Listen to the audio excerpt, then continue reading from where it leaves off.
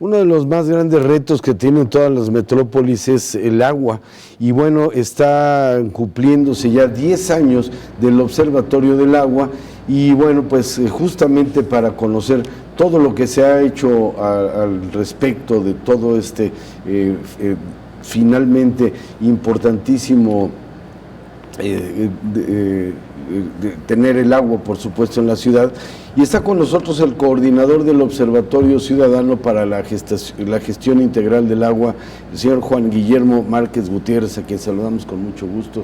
Bienvenido, don Guillermo. Gracias, buenos días. Ingeniero, bueno, 10 años de tratar de resolver el problema que tenemos en la zona metropolitana y después, como usted mismo ayer lo platicábamos, en el camino, pues también darse cuenta que hay otros municipios fuera del área metropolitana que enfrentan dificultades.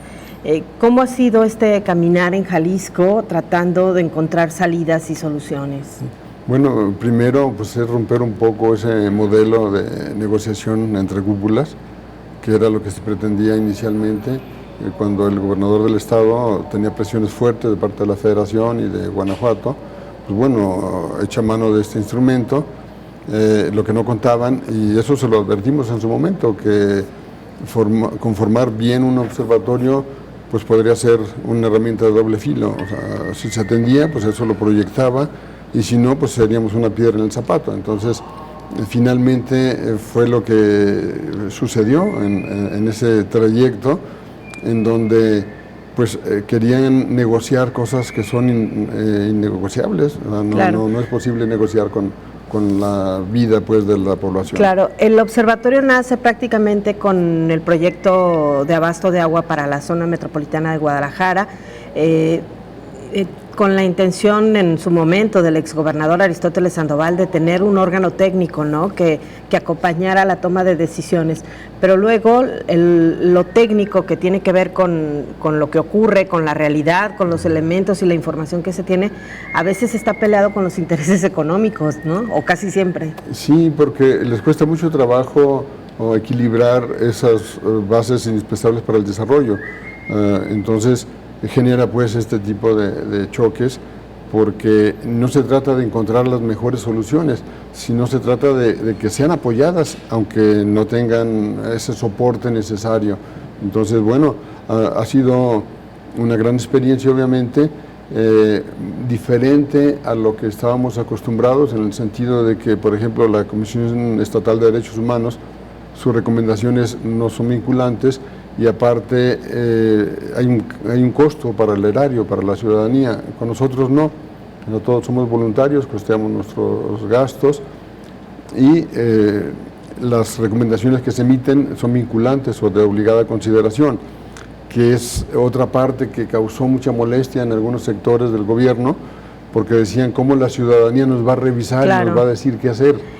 Se elaboraron estas 105 recomendaciones por parte del observatorio que no fueron atendidas desde el gobierno de Aristóteles Sandoval y luego tampoco se retomaron con Enrique Alfaro. Platíquenos un poquito en qué consistían estas recomendaciones o las más importantes. Bien, el primer paquete de recomendaciones pues eran obviamente con el tema de mayor impacto en ese momento, que era el Zapotillo, en donde pues, solicitamos la información, las bases sobre las que estaba elaborado el proyecto, las implicaciones que esto traería, si es que estaban evaluadas, y bueno, la recomendación de que no se efectuara ese trasvase por las consecuencias que traería, no solo a la cuenca de manera directa, sino de manera indirecta al sector alimentario nacional por el aporte que hace la región, y no perdamos de vista que el origen de todo esto es el decreto de 1995,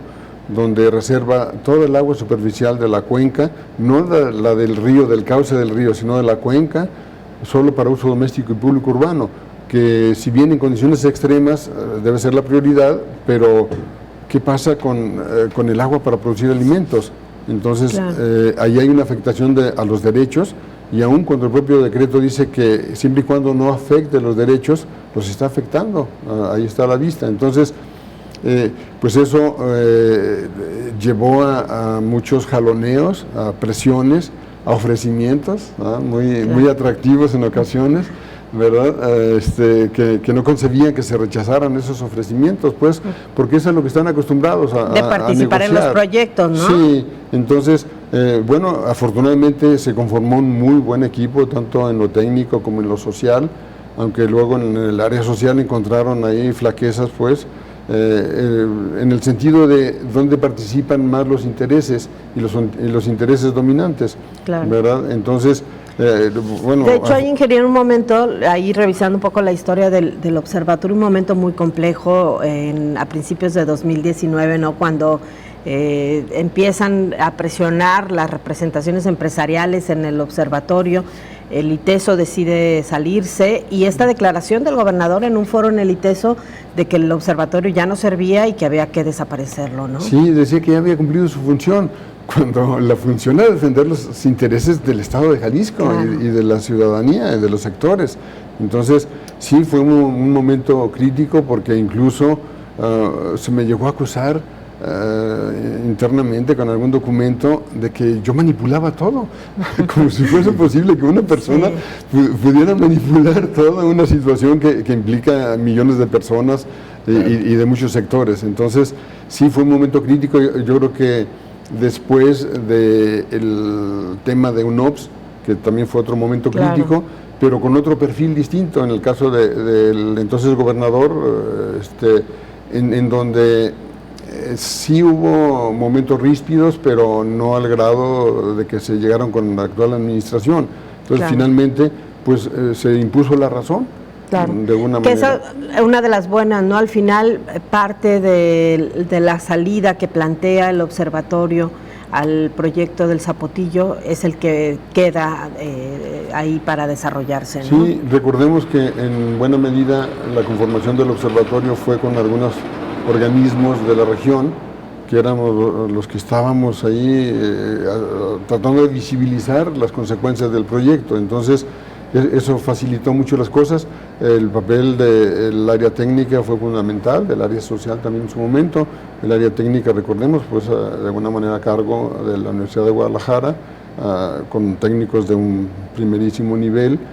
Y bueno, el equipo que se conformó fue muy interesante porque no consideraban que podríamos resistir las presiones. O sea, claro, todo el sector empresarial, aunque en el primer paquete, curioso, se aprobaron por unanimidad, ahí hubo un desliz un poco del ITESO en donde se abstiene, porque como que tenían un acuerdo, pero al ver que fue el único en abstenerse, rectifica y finalmente ese paquete se aprueba por unanimidad.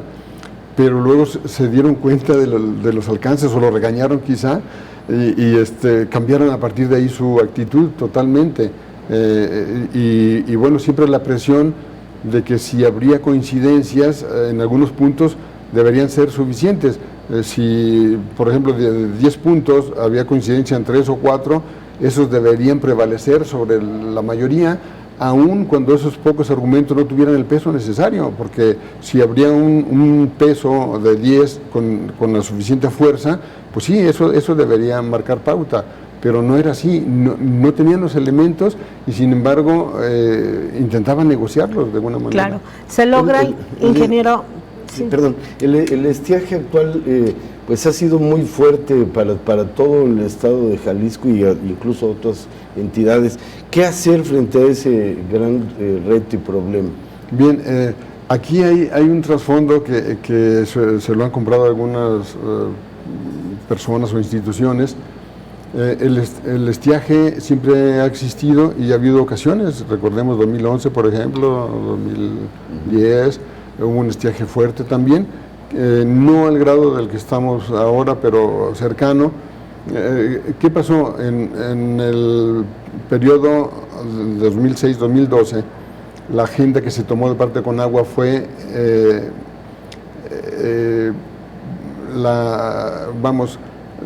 la ideal en cuanto a todos que tuviéramos acceso al agua, estuviera limpio, no, sin riesgos, una serie de cosas ahí. A partir del sexenio siguiente, y lo han arrastrado hasta el actual, se adoptó esas medidas de de estar monitoreando la sequía más que la distribución y mejor distribución y prevención de desastres. ¿Con qué motivo?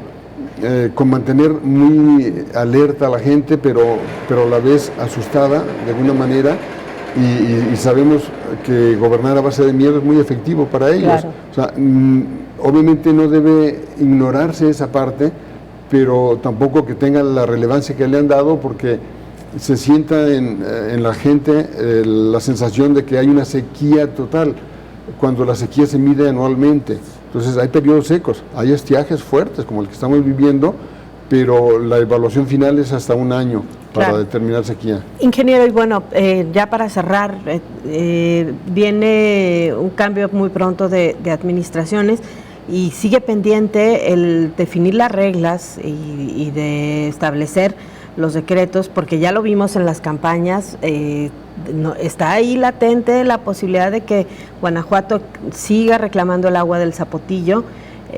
Veíamos al Oeje ahí otra vez metido, que fue uno de los que impulsaron aquel proyecto de privatización del agua con Abengoa, ¿no?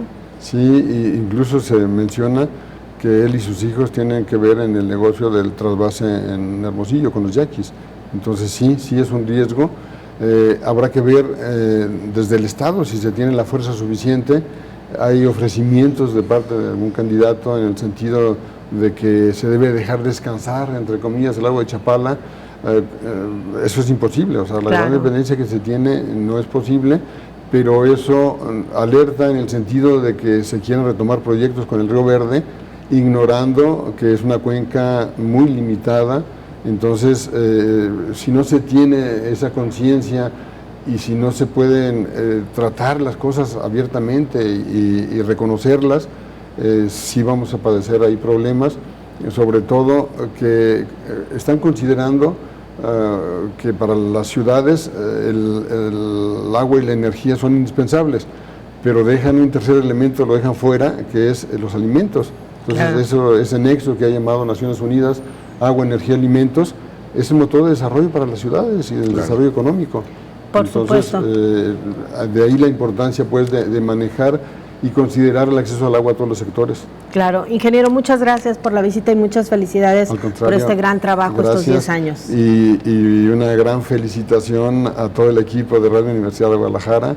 Ha sido fundamental el trabajo que se hace desde esa estación. Y bueno, pues enhorabuena para todos los que Muchas forman gracias, ese equipo. ingeniero. Gracias a ustedes, gracias a los. Gracias, el ingeniero Juan Guillermo Márquez, gracias. quien es coordinador del Observatorio Ciudadano para la Gestión Integral del Agua, que está cumpliendo 10 años.